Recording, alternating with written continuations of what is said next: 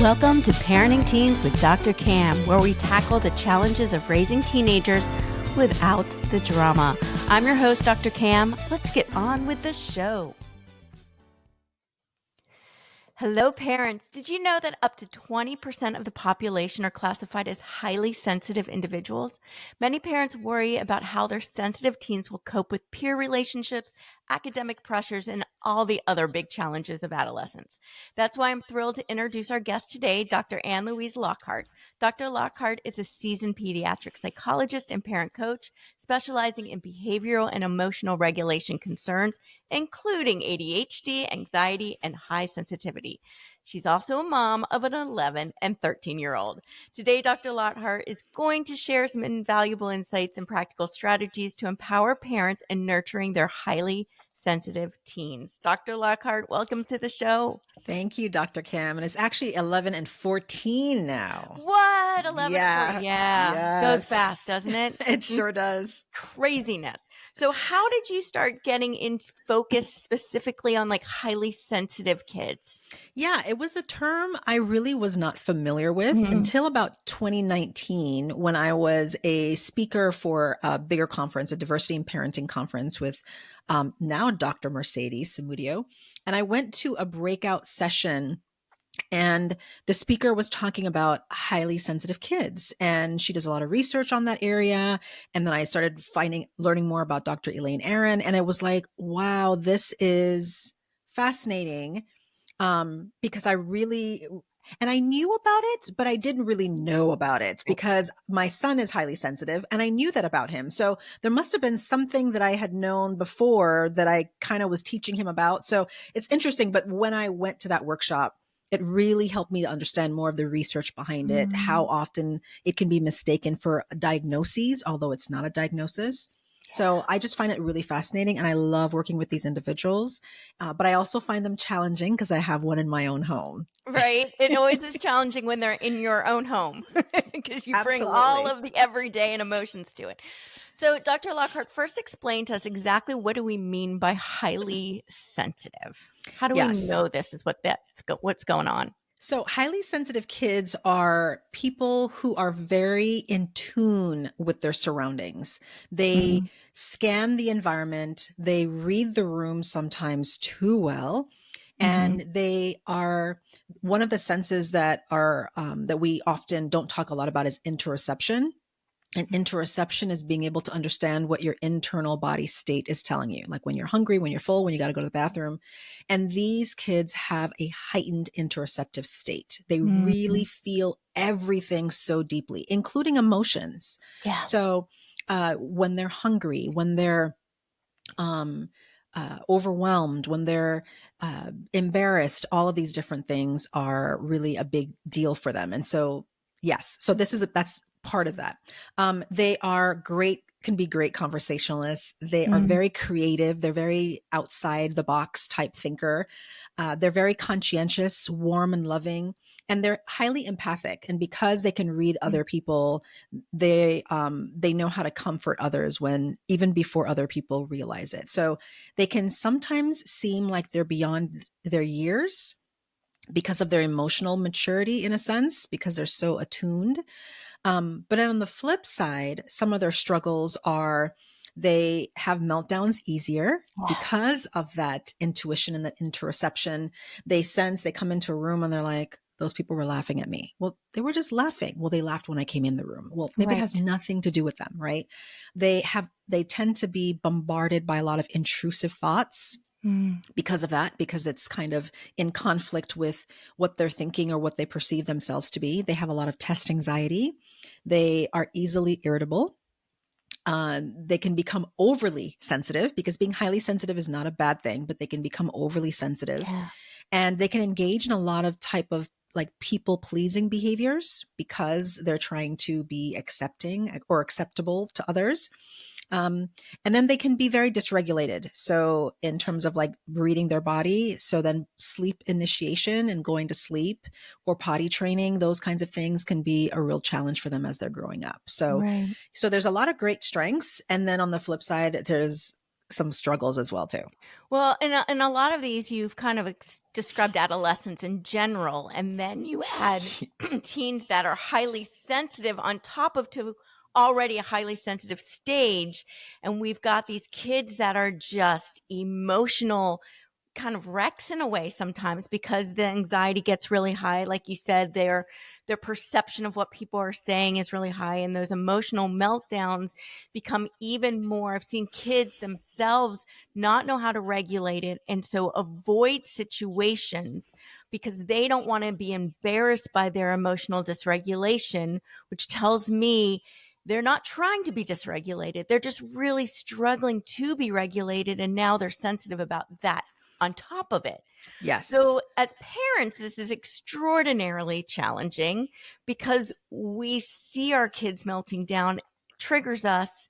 When they're teens, we feel like they should be able to do that a little bit better than they are, especially when it comes to the meltdowns.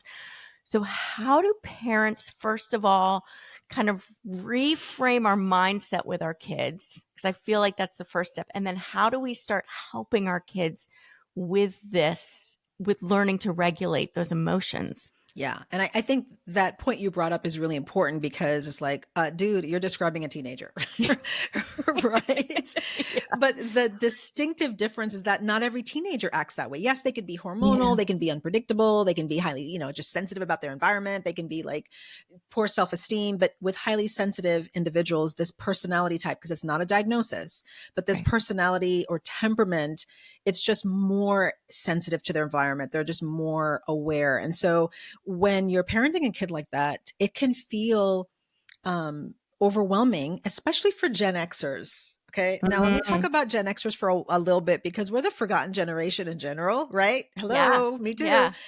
So as parents, if you're a parent to a teen as a Gen Xer, a lot of us were raised with like toughen it up and Mhm. push through and unsupervised time and nothing bothers me even when it doesn't and I'm fine. So when you have a teenager who's highly sensitive, it can be extremely triggering Yes. for parents, especially from that generation, I'm or glad you even brought that older. up. That's big. Yes, it is a huge thing because, I'm from the Gen X generation, and a lot of things that I was bothered by, I was not supposed to be. And so I just kind of powered through. And so seeing a child like, oh my gosh, like get a grip, like Right? it can really bring out the worst in you as a parent. And then you Mhm. feel bad for being dismissive and invalidating to your child because everybody says, oh, you need to be empathetic. Yeah. So hard to do. It can be So hard to very do. challenging. Yeah. Yes. So from that kind of perspective as well, as a parent, one of the biggest things is a couple of big things, but one of the biggest things we can do is one, be educated on different temperaments, whether it's Mm. highly sensitive, an introverted kid, extroverted kid, whatever it is. Yeah. We have to be able to understand what this temperament or personality is that our teenager is showing us and to appreciate it in its own way, because everything has strengths and challenges, and then to educate them on it. So if you have a highly sensitive teen, then you should be aware of what that means and then educate them on what that means so they don't feel like they're a freak of nature and they don't feel like they have to change and they Yeah. don't feel like there's something wrong or that needs to be fixed in some way. That's really, really important. Yeah. And the second thing I would say is the co-regulation piece. Because they're so dysregulated in their bodies, their thoughts, their behaviors, their sleep, their eating, their friendships, they trigger you all day. So we have to be kind of offer that co-regulation, which means we have to monitor our internal state so that when we feel our blood pressure rising and we Yeah. feel our heart racing and we feel like we want to roll our eyes and huff and puff and give the lecture, we have to give ourselves calm first and then say the things based on the stuff we've educated ourselves on. Okay, our teen is not trying to intentionally annoy me. Well, maybe they are, but this is how they're wired. This is their default. Okay. They're more in tune with their environment. Okay.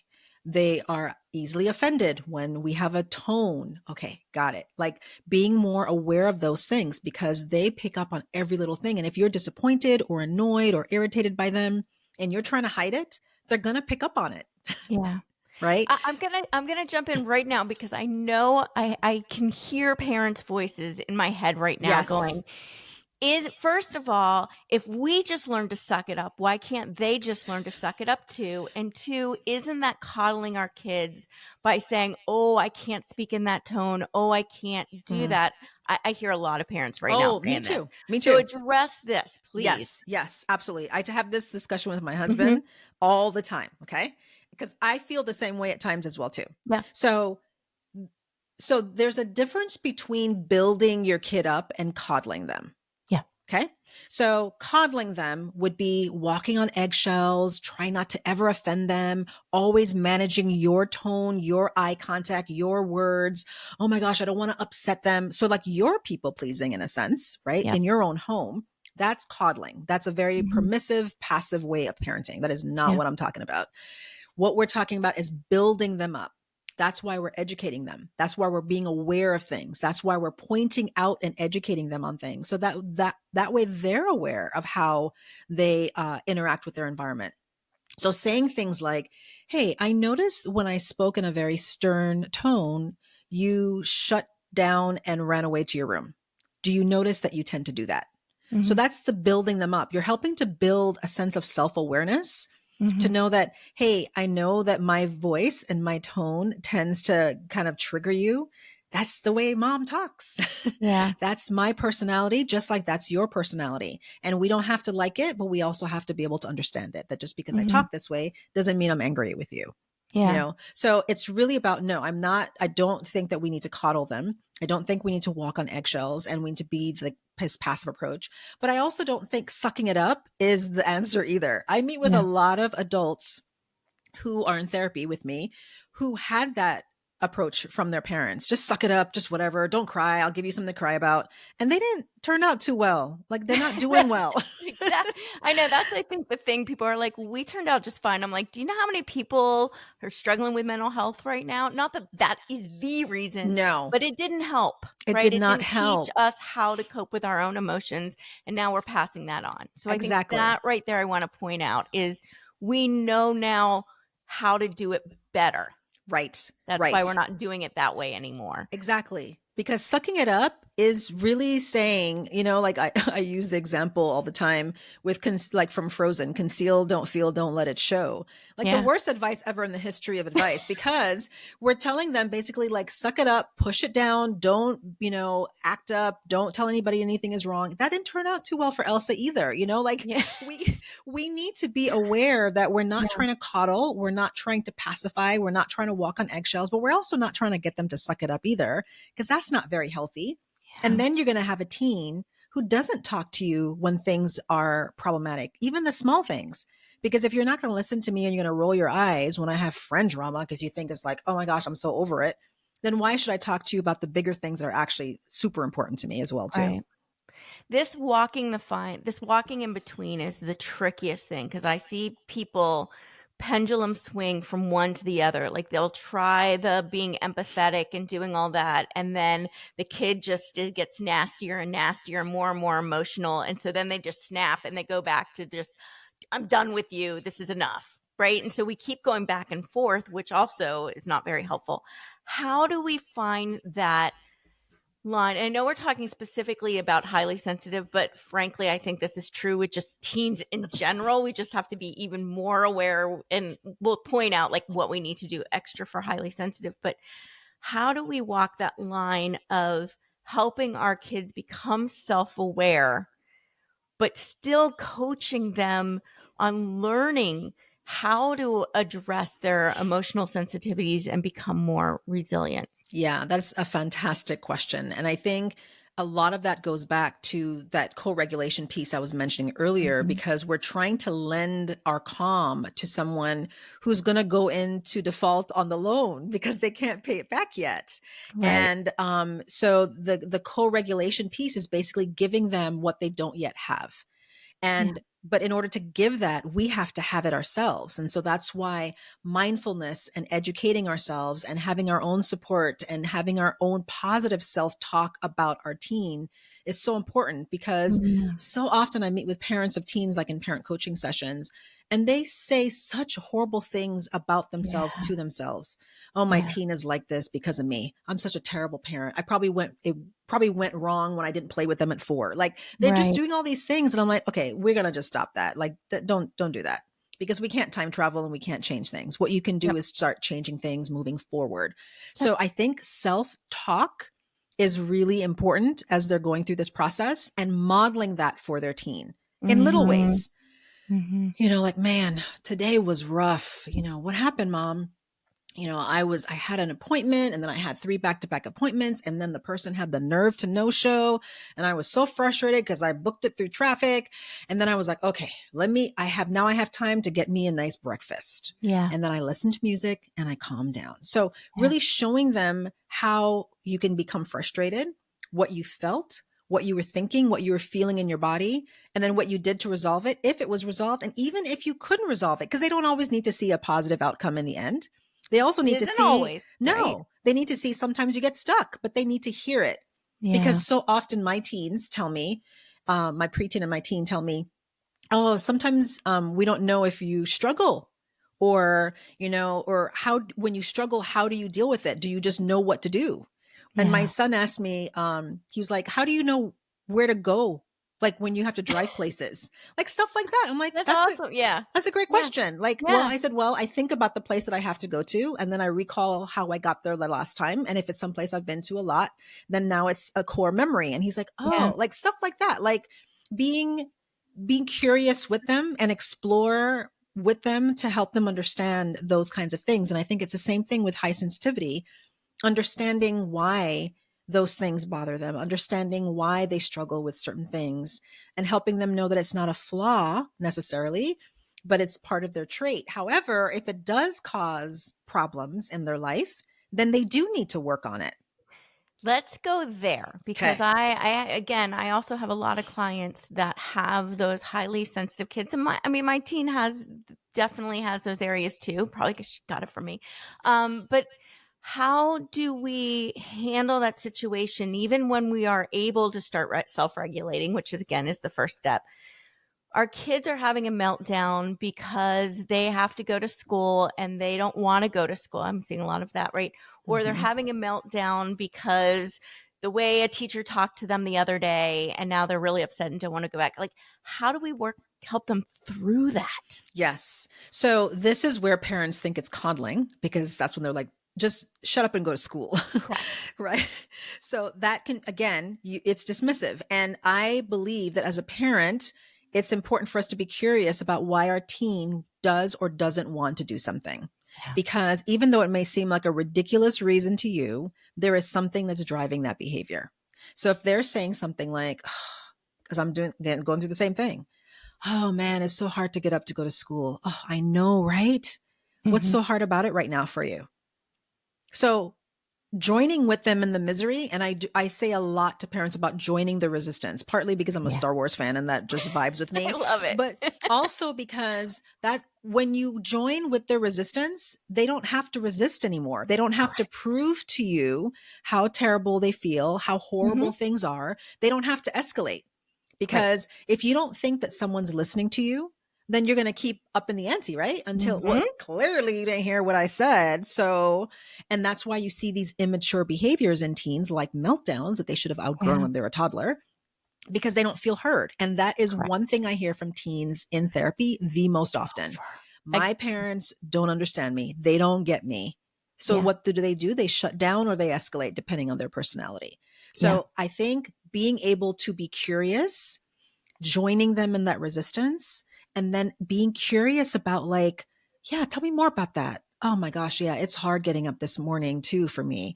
Like, yeah, you've been working hard all year and you are so done. Like, joining them where they're at, using the words they give you, or giving them the words that you feel like they're giving you from their behaviors. So I think that is so key.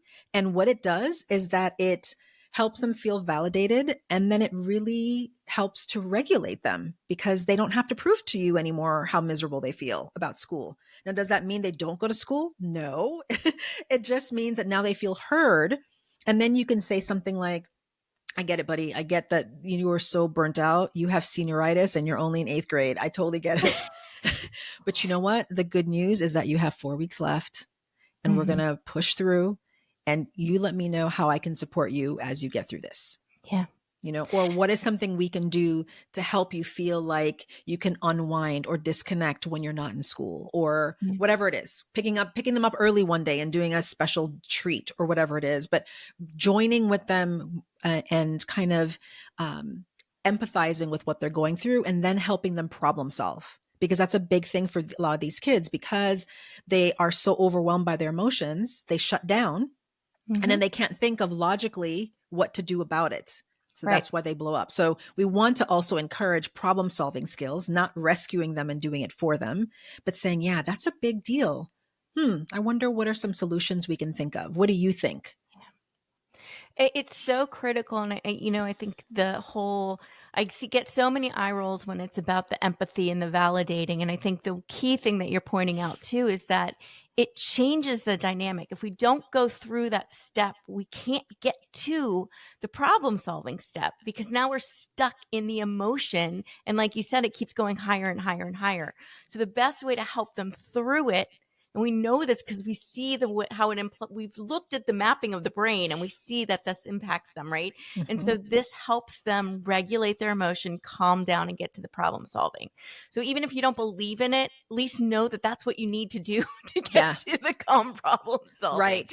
And I think it's important, and I want you to kind of talk about this, Dr. Lockhart, because a lot of people go, well, they're upset about something completely ridiculous or they're overreacting. Address that for us, because I don't want to confirm that they're okay overreacting or that that's okay to be upset about that. So when I hear that from adults and parents, what I try to flip it on them and say, okay, if you came home from a rough day and you had people that were rude, offensive, whatever it was, whatever that was a horrible day or a moment in your day, and you came home and you told your spouse, your partner, a good friend, a parent, and they were like, you always so dramatic. Just, it's not a big deal. How would you Mm-mm-mm. feel? Not good. Exactly. Yeah. Right? So why is it different for teens? Like, why do we treat them differently, as if they're not human, as if they don't have feelings? And it doesn't mean they're soft and need to suck it up or they need to power through. It just means that all of these feelings are new for them. They're Mm-hmm. still navigating emotions and hormones and peer relationships and social media and the society and the news. Like, it is a bombardment of information. And so just because they look grown and are more mature, it doesn't mean they completely understand all the feelings that they're having. So I think the validation and empathy is important because they're human beings, just like we would want the same thing. I don't think we should Yeah. treat them differently because of some reason, other I reason that know. we And think. I love that you said that, because that's the thing I struggle with too. It's like we have these expectations that our teens are going to comply and behave and regulate better than we are able to as adults because we're the adult and they're the teen. It's like doesn't work that way. I mean, because they're the teen, it's even harder for them to do all of those things. And if we don't model that. And so parents also going, well, the teen is the one causing me to get upset. If the teen didn't upset me, I would, well, that's emotional dysregulation. Right. Like, that is exactly what that is. So Hmm. that to me would say, I now need to learn, not my teen needs to stop.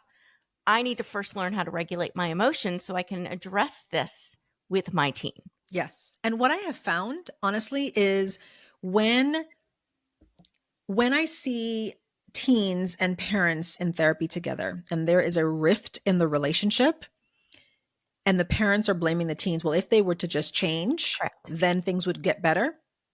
What I have found, which is why I moved towards more parent coaching over the past 10 years, is because I found that sometimes when I didn't even work with the teen and only with the parent, things got better. Always. Always. And it's not blaming parents, because I'm a Nope. parent. It's not about blaming Mm-mm. parents. It's about the fact that we have to change our approach first. We have Yes. to take accountability first. And because teens really do want a good relationship with their parents, no matter what they seem to be Everyone I showing. have Every ever single talked one. to. Every single one. Mhm. And when they have this snarky, sarcastic, rude, even cussing out the parents, they're doing it because there's something that they feel has been ruptured in the relationship. Correct. And I hear so often, well, I treat my mom that way because I think she hates me. I don't Yep. hate you. Yeah, you do. You clearly like my sister more than me. Like, they Correct. say these kinds of things. So they're not acting in these ways because they're trying to make your life miserable.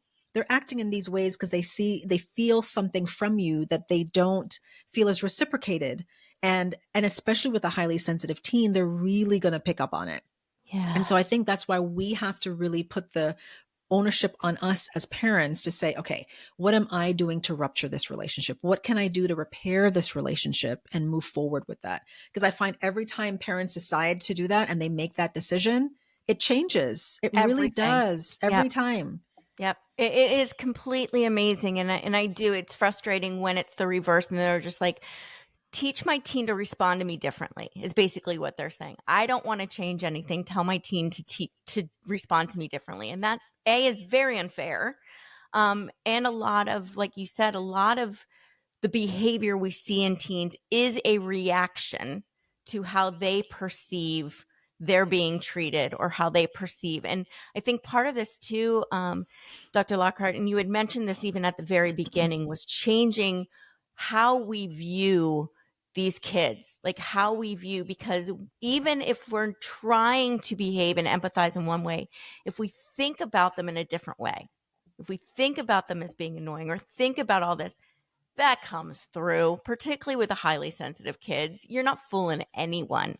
And it changes your tone, it changes how you everything about them. So, how do we start changing our mindset, which will then change everything about how we approach? Yeah, that's an important question, because the kicker about that is if we have a negative mindset about our kids, like they should just suck it up. Like, if Yeah. I was there when I was their age, I would never have got, like, we say all these things, right? Mhm. And the thing about these kids and these teens is they will pick up on this tension in their parent, right?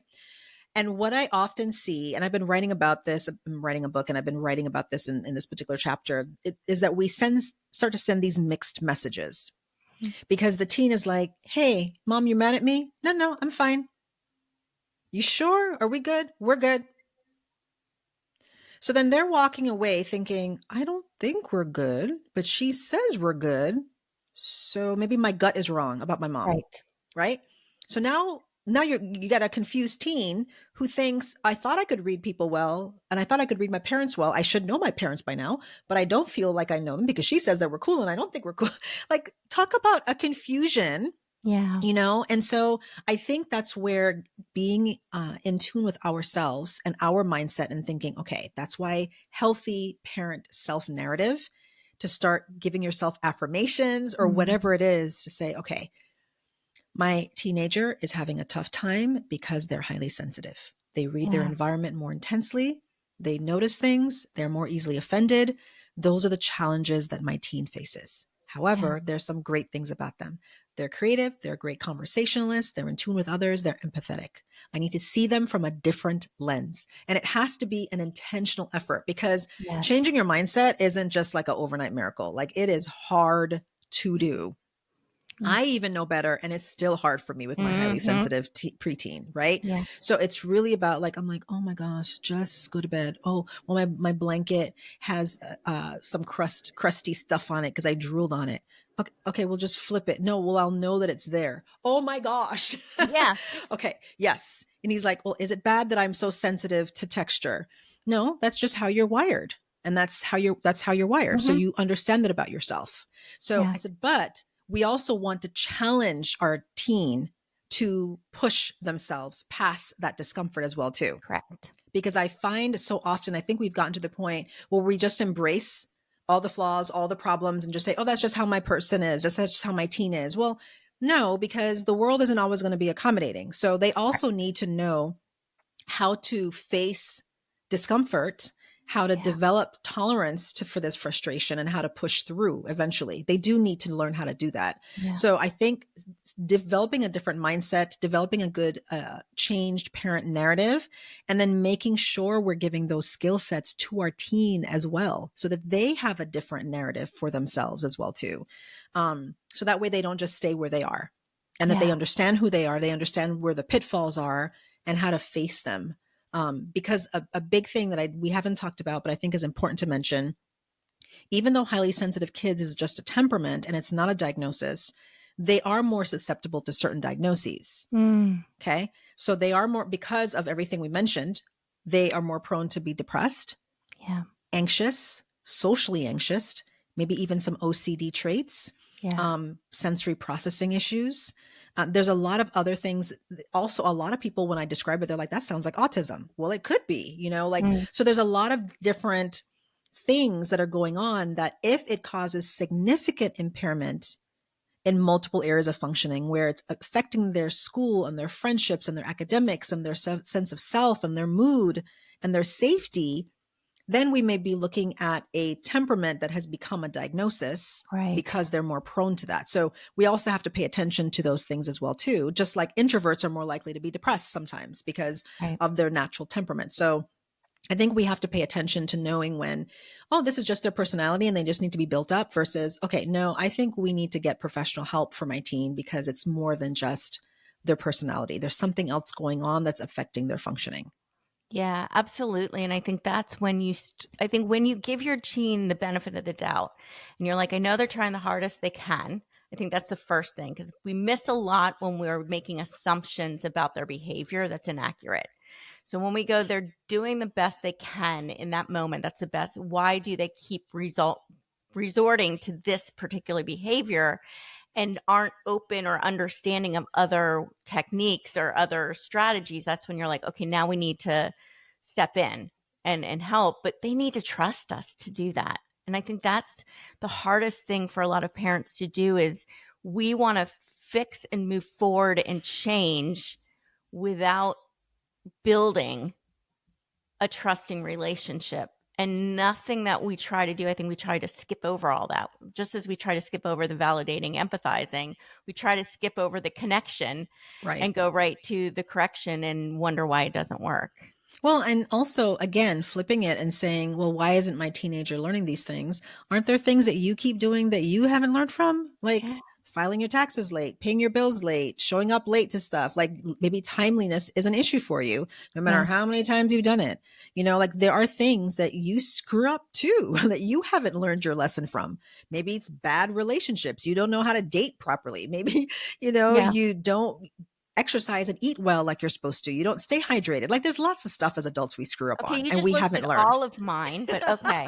But I mean, like there's a place that I love. There's a Chinese restaurant that I love that every time I eat there, I get sick. I've eaten there 7 times.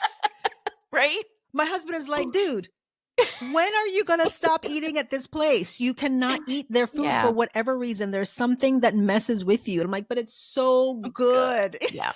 And I keep Exactly. thinking it'll be different this time. Yep. Oh, I've waited 2 months. Maybe it'll be different this time, And I still haven't learned my lesson. So how can I Yeah. expect a teenager to just know, well, I told them how to do their laundry. Why can't they do it? Well, I mean, Yeah. come on. Let's Right. give them some grace and Yeah. continue to repeat, because learning takes a lot of repetition and That's modeling before it's, downloaded and understood. 100%. All right. So we covered a lot. What is Yes. one key takeaway you want to make sure parents have from this episode?